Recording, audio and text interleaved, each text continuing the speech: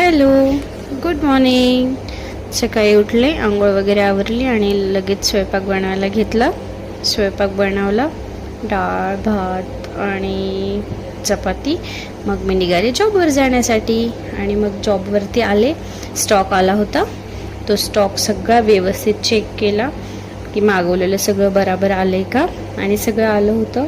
मग मी सामान लावण्यासाठी घेतलं.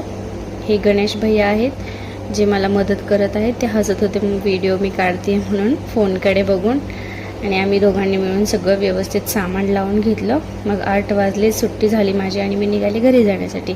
घरी जात असताना मग म्हटलं भाजी घ्यावी म्हणून भाजी मंडईत गेले, थोडीशी भाजी वगैरे घेतली. मग निघालो आम्ही.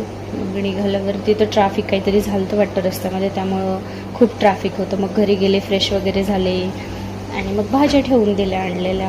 आणि असा होता माझा आजचा दिवस. बाय.